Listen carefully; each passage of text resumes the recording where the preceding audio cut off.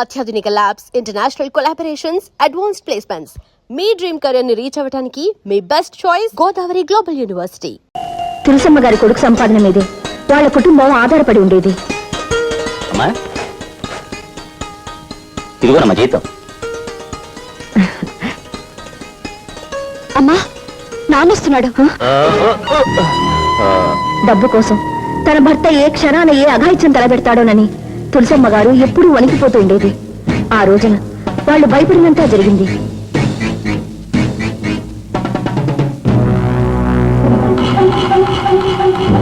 నన్ను చూసి వాడికి డబ్బు తిరిగి ఇచ్చేసావంటే దాని అర్థం నాకు డబ్బు దక్కకూడదనా?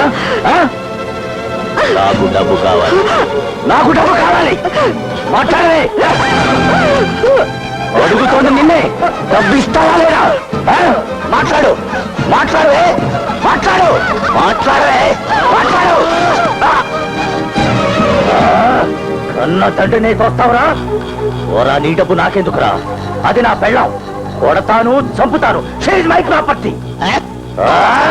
ఎంత పొగరా నీకు?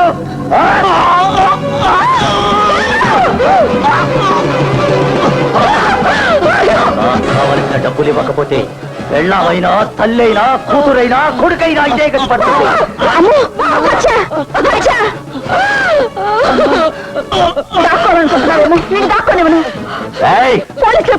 ఒకడయ్యాడు, ఆ తర్వాత నువ్వా? నిన్ను బ్రతకడమనే. గదిలో పెట్టి తలుపేస్తావే? మర్యాదగా చెప్తున్నాను, తలుపు తీ, తలుపు తీవే.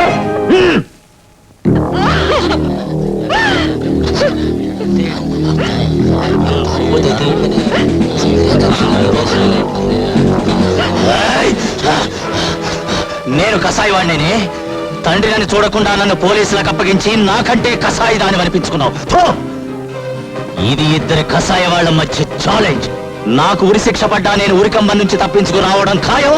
నీ అన్నను చంపినట్టు నిన్ను కూడా చంపడం ఖాయమే. పాపం కొడుకు చనిపోయాక తులసమ్మ గారు దేవుడి ముందు నుంచి కదలటం మానేశారు. మగదిక్కులేని ఆ ఇంటి బాధ్యత నీరజ మీద పడింది. చాలీ చాలని జీతంతో ఎక్కువ అద్దెచ్చి మరో ఇంటికి మారలేక ఈ ఇల్లు ఖాళీ చేయలేక సతమతమవుతుంది. అది వాళ్ళ కథ.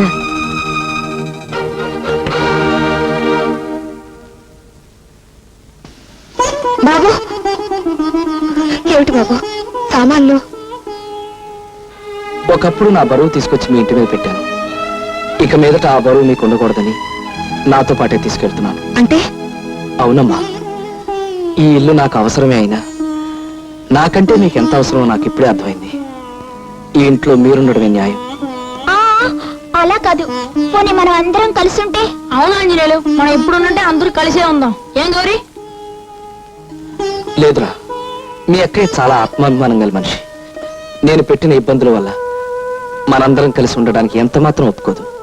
ఒక మాట బాబు, మా నీరజ మనస్తత్వం నాకు తెలుసు. మీ అబ్బాయి మంచితనం కూడా ఇప్పుడే తెలుసుకున్నాను. ఆ ఇద్దరు బిడ్డలకు తల్లులుగా మనొక నిర్ణయం తీసుకుంటే మన రెండు కుటుంబాలు బాగుపడతాయి నా ఉద్దేశం. మీరేమంటారు వదిన గారు? నాదే ఉందమ్మా, అంతా అబ్బాయి ఇష్టం.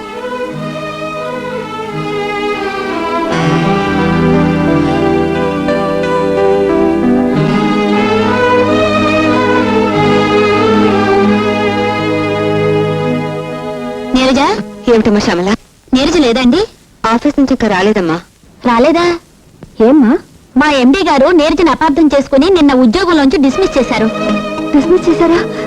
నీరజ ఆ సంగతి నాతో చెప్పలేదమ్మా. ఆయన్ని మా స్టాఫ్ అంతా కలిశాక నీరజ అంటే ఏమిటో అర్థమై మళ్ళీ ఉద్యోగంలోకి తీసుకున్నారు. ఆ విషయం నీరజకు చెప్పోదామని వచ్చాను. ఆఫీస్కి వెళ్తున్నానని చెప్పింది, మరి ఎక్కడికైనా ఉంటుంది? ఏమోనండి, నాకు అదే భయంగా ఉంది. శ్రీరామచంద్ర ప్రభు, మా నీరజ ఏ అగాయిత్యానికి పాల్పడిందో ఏమో.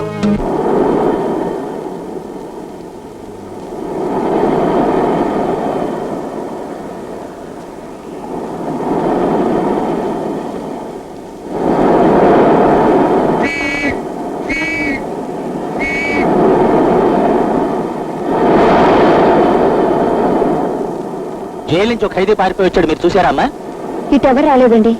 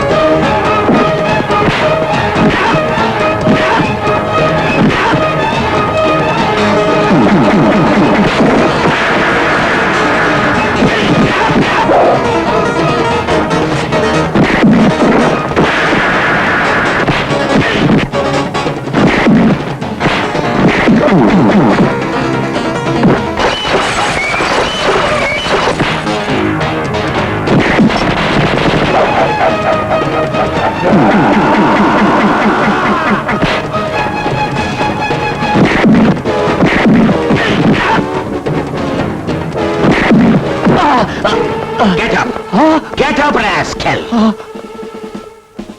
బందరు పర్రంతుంది నీ పట్టతల. ఇంత కూడా బుద్ధి లేదు. కన్న కూతునే చంపాలని ప్రయత్నిస్తావా? నీలాంటి వాడి వల్ల దేశం క్లిష్ట పరిస్థితుల్లో పడిపోవటం కాదు, డైరెక్ట్ గా కృష్ణా నదిలో పడిపోతుంది. తీసుకెళ్ళండి. మా బావ అల్లిపిల్లి ఆంజనేయుల్ని ఎమర్జెంట్ గా అభినందించాలి.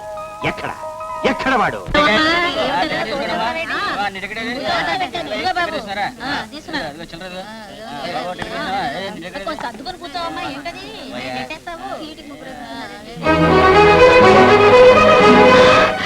ఏమండి మీ అన్నయ్య ఇక్కడ?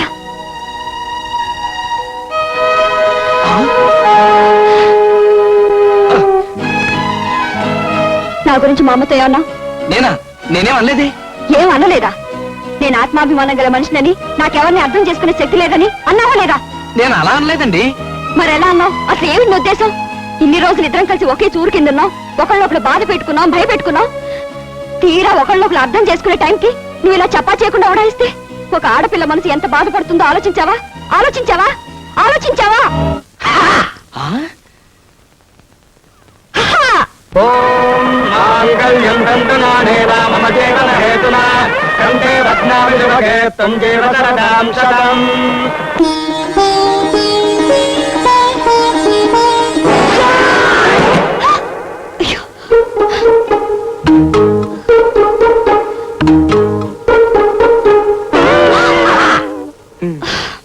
ఇక్కడ కూడా దొంగ కూడా వ్యవహారేనా? నువ్వు కూడా నన్ను దొంగ కూడా అన్నావా?